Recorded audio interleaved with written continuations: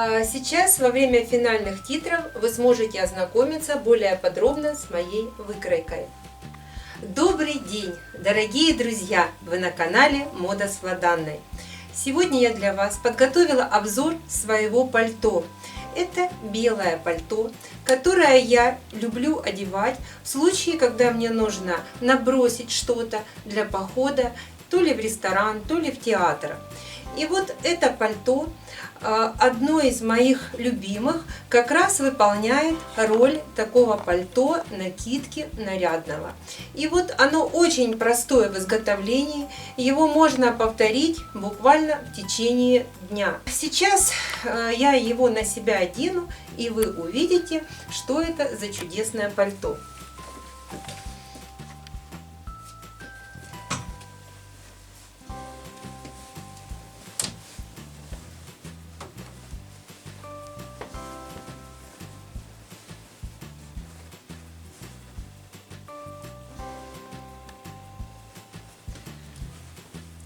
Вот это пальто на мне.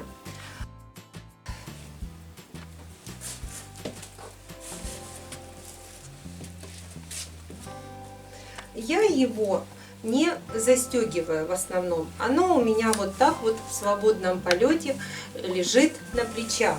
Но в принципе его можно и застегнуть. То есть тут есть пуговички, пуговичка, которая держит левый борт. Вот она у меня здесь расположена.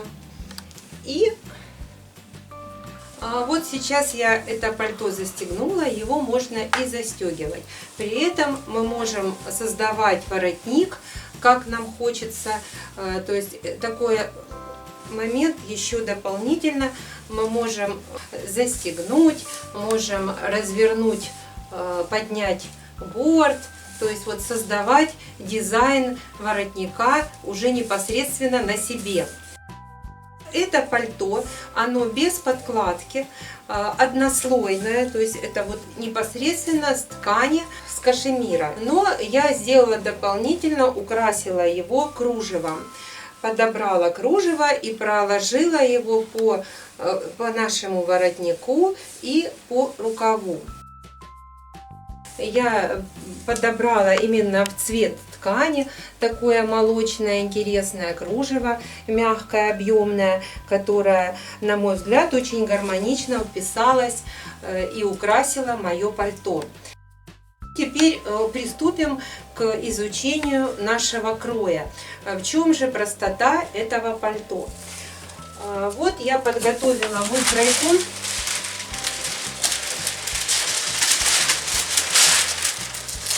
И вы видите, что мое пальто имеет вот такую форму.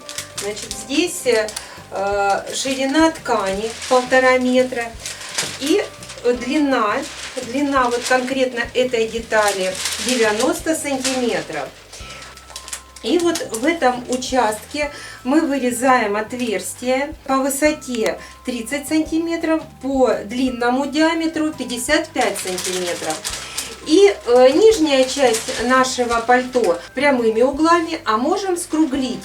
И линия, по которой вы будете скруглять наши углы, возможно варьироваться, возможны варианты. То есть это уже индивидуально, как вам понравится, как вам захочется. Вот у нас перед и спинка, и воротник. Но нам еще необходим рукав. Сейчас я вам покажу, что собой будет представлять наш рукав. Ну вот вы увидели на мне наше пальто, наш крой. То есть здесь абсолютно, вы видите, абсолютно ровный, без боковых швов, без заднего шва, без выточек, ровный участок. Верхняя часть это прямоугольная, а низ скругленный и с вырезанным овалом в определенном месте. Так, теперь по рукаву лекала представляют собой тоже, вы видите, прямоугольник, который опять же на ширину нашей ткани. Это вот наши рукава, 1,50 м, вот это вот мои рукава. а длина нашего этого прямоугольника 60 сантиметров. Вот я сгибаю,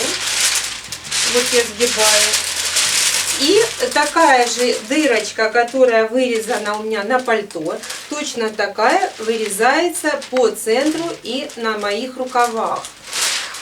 Получается, что у нас вот эта часть, это спинка наша, вот она.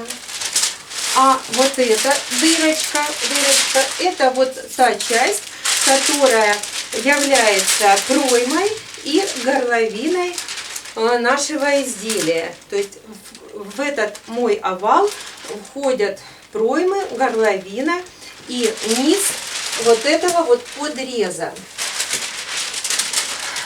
Вот такие две основных детали. Это рукава. Причем я здесь изобразила, вот с этой стороны, я изобразила, что возможно заужение рукава. То есть если кому-то нравится, может быть, вот такой вариант, но в данном случае это такая нарядная, как пальто-свингер, накидка для выхода. Но если же, допустим, вы делаете это пальто для повседневной носки, рукавчик можно удлинить и его немножечко заузить. Опять же, это индивидуально.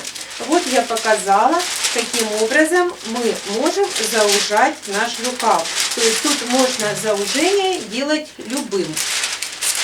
Так, теперь особое внимание на наш овал, так называемые выпады. Сейчас я вам их продемонстрирую.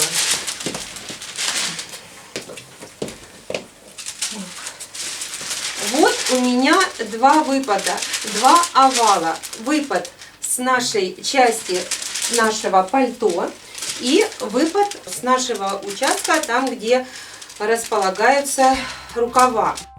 И это вот два круга, два овала, на которых вы можете в дальнейшем разместить два кармана, если у вас возникнет желание сделать на вашем пальто карманы накладные. Ну, в данном случае я разместила вот такой вот карман, который достаточно остро входит в плавный круг нашего пальто, нашего низа. Но мне захотелось именно вот такой карман. Этот угол сочетается с углом моего воротника, ну и мне как бы так комфортно. Хотя можно было его сделать любой другой формы. Можно было вообще карман не делать или же врезать листочку. То есть тут уже на вкус и цвет у каждого свое желание и свои могут возникнуть карманы. Но вот как раз вот эти наши два выпада, на них можно разместиться прекрасно карманами. В общем, мне на мое пальто понадобилось 1,5 метра ткани, то есть квадрат 1,5 на 1,5. 90 сантиметров пошло на пальто и 60 сантиметров пошло на наш рукав. Модель очень проста. Ее можно выполнять, как в данном случае, из кашемира, так и из костюмной ткани. То есть оно будет более такой тонкой накидкой. Можно из теплого какого-то вязаного мягкого трикотажа. То есть модель удобна и приятна в носке. Вот за счет того, что у нас вот такой вот вырез в виде цельного круга, то есть обычно встречаются модели подобные, но с вырезами именно двух пройм. Я в своей модели объединила эти мои две проймы в такой большой общий вырез, в общий овал.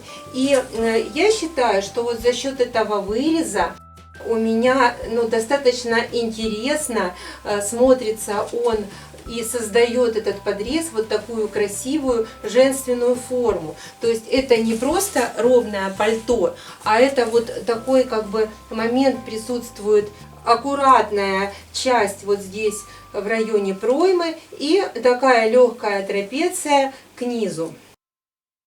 У нас получается, что наш овал это является линия сопряжения трубы прямоугольной, рукавов и линия сопряжения вот этого вот моего полотна верха пальто. Оригинальность этого кроя в его простом таком решении выреза вот этого вот овала, который и явился сопряжением рукавов и верха пальто. Вот сейчас я покажу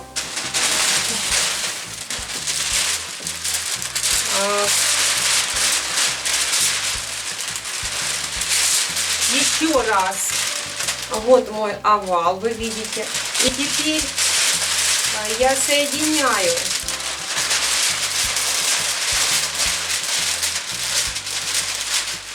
мы соединили рукава наши вместе с нашим верхом пальто. И у нас вот это вот как раз мой овал и является линией сопряжения верха с нашими рукавами. Это вот один шов. Но предварительно мы должны были сшить вот эту вот нашу рукава трубу. Вот мы соединяем, вот это наш первый шов, вот. И потом, когда мы соединили, вывернули, вот это вот наш второй шов. Здесь вот эта часть, это мой воротник, вот он. И, соответственно, вот здесь вот перед я сделала закругление, но можно было его и не делать. Вот такой обзор моего пальто, моей выкройки. Опять же, мое любимое выражение: все очень просто. То есть останется вам обработать край нашего изделия на рукавах и по периметру. Ну, это опять же тоже индивидуально. У меня здесь выработан широкий подворот 3-сантиметровый. Ткань, в принципе, достаточно мягкая. Здесь на поворотах пришлось сутюживать подворотик.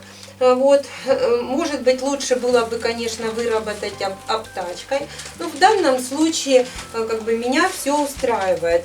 Вы уже как хотите, можно, в принципе, сделать это пальто двухслойным, и верхняя часть может быть в одном цвете, нижняя часть в другом, и тогда два слоя, один слой обработает другой.